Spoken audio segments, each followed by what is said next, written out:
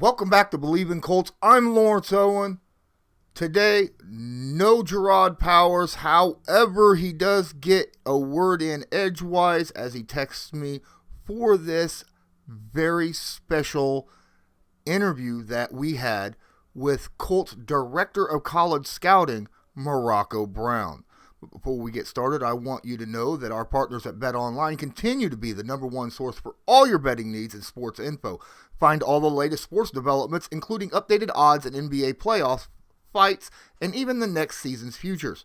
Don't forget the MLB is back as well. Who are you picking to win the World Series? BetOnline is your continued source for all your sports wagering needs, including live betting and your favorite Vegas casino and poker games. It's super easy to get started, so go ahead, go to the website today or use your mobile device to join and use our promo code Bleav, that's BLEAV, to receive your 50% welcome bonus on your first deposit. BetOnline, where the game starts. I feel like we really helped ourselves over the past 3 days. Added some guys who we feel like can come in and really impact the roster, whether it's being a starter or just being quality depth to just layer the team. So had a plan and things kind of fell our way, and we feel good about it now that the draft is over. Any questions, just shoot.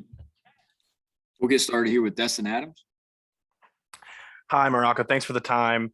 I'm a big fan of the With the Next Pick series, and one of those quotes going around is, you don't see a player that size that good.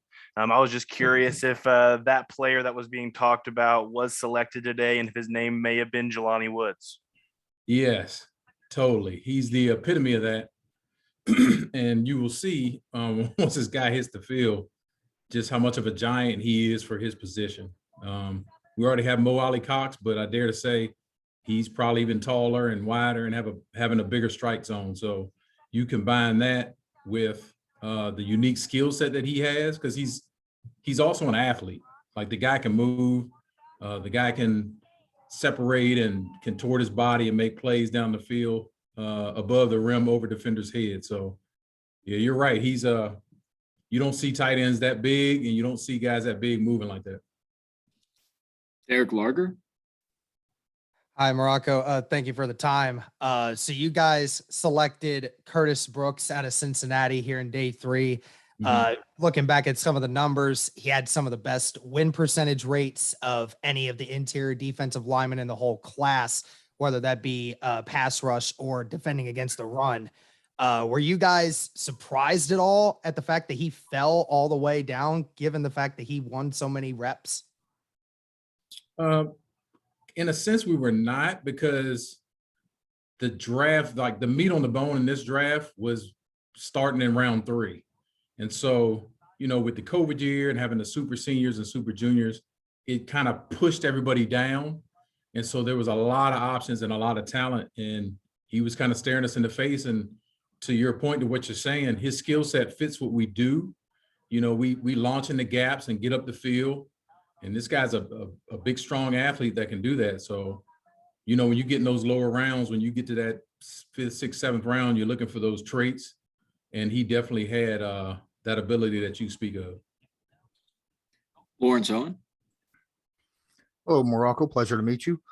My question is more of a general situation where is there a difference in the way you focus or whatnot in general college scouting between years 1 and 2 when you're trying to build a team, and say years 5 and 6 when you're looking specifically for specific players to get the team over the top?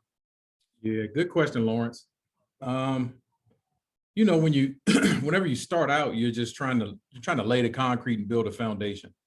So there's critical factors in each player you're looking for, and you're trying to build an identity with the team. But now, after 5 years, headed into our 6th year here, and kind of already having, building that bottom layer, now we want to start to add on, put some walls up, put some furniture and curtains in the house, so to speak.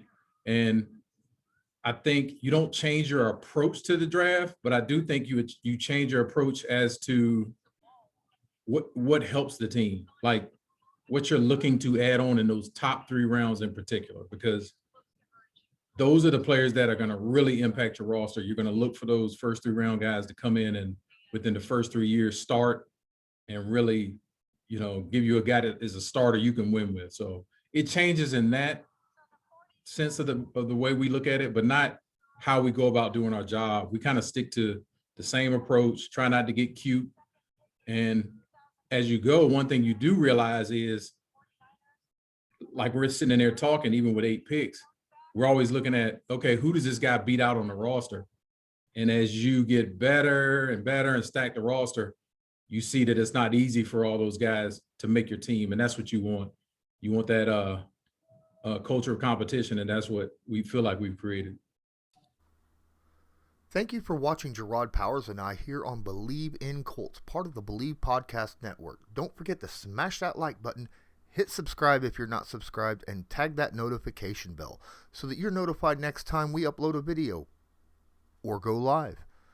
And don't forget, you can hit that little red share button, help us out a lot with exposure and getting our stuff out to more fans. Now, let's get back to the video. Michael Pevia. Hey, Morocco, is Eric Johnson more like Starbucks coffee or hotel coffee? Starbucks or hotel. I'll say Starbucks. Similar to Grover Stewart, actually. So I'm going to upgrade him to Starbucks. D2 guy, raw, but powerful. You saw it where I think he was at the NFL PA game and showed out. Then got bumped up to the Senior Bowl. So did some great things.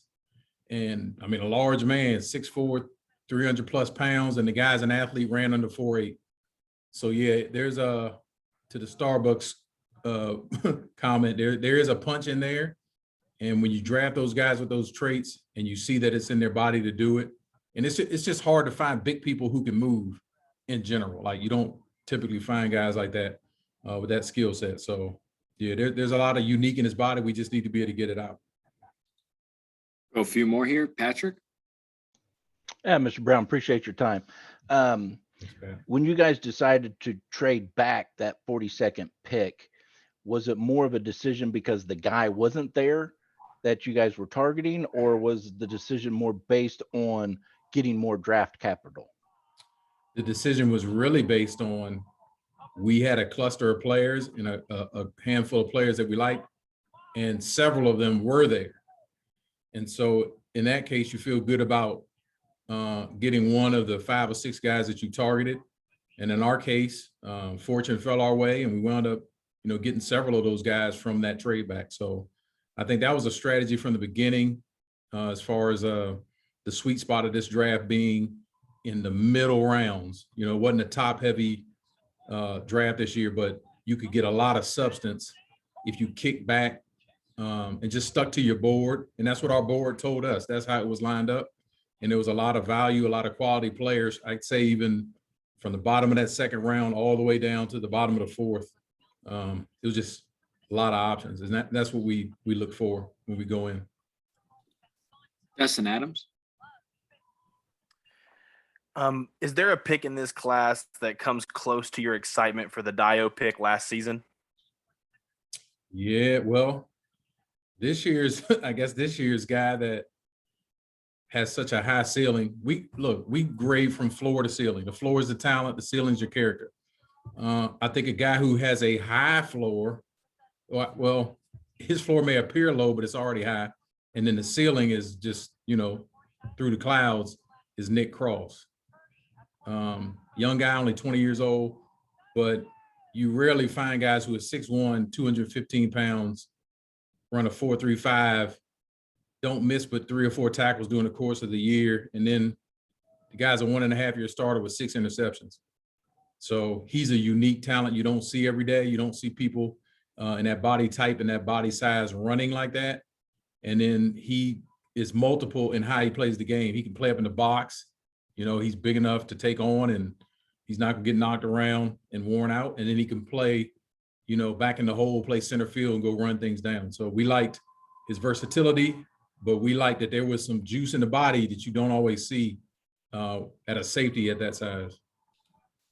Go 2 more here. Derek Larger.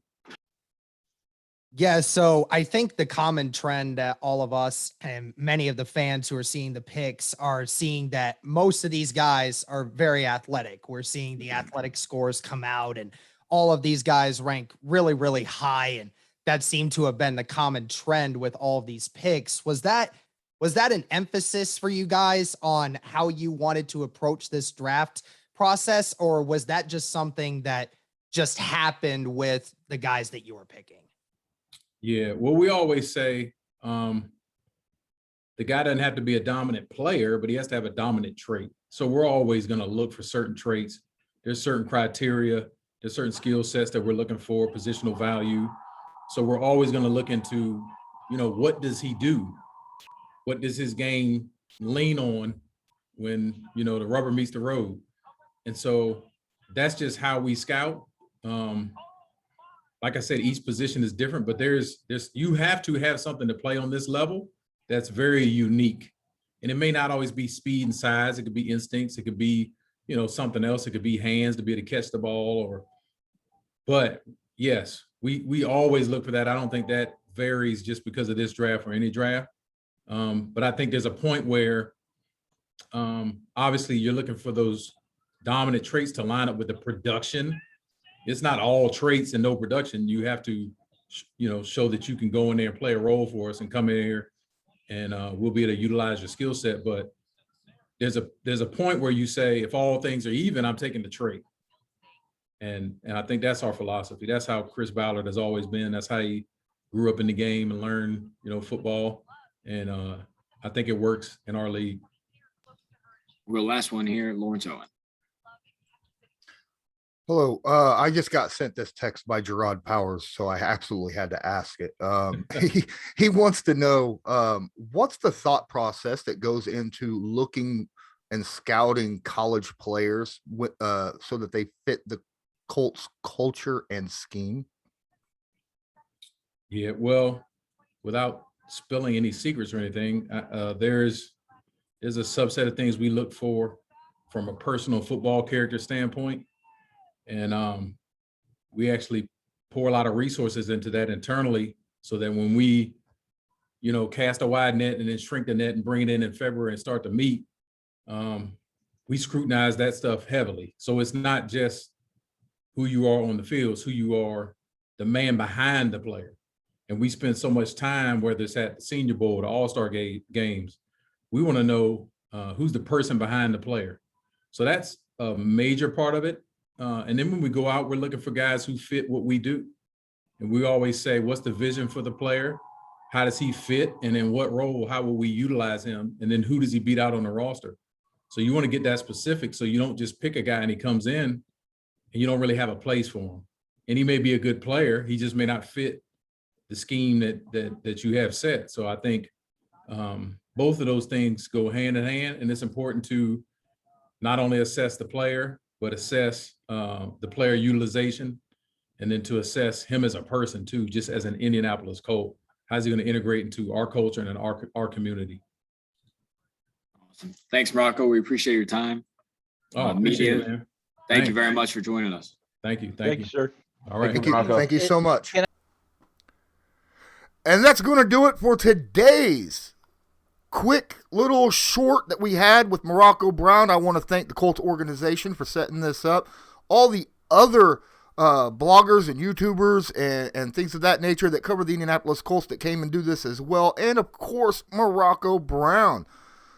We will be back shortly this upcoming week to discuss the draft. Make sure you don't miss that episode. And on behalf of Jerraud Powers and myself, this was Bleav in Colts, brought to you by Bet Online. And as usual, go Colts.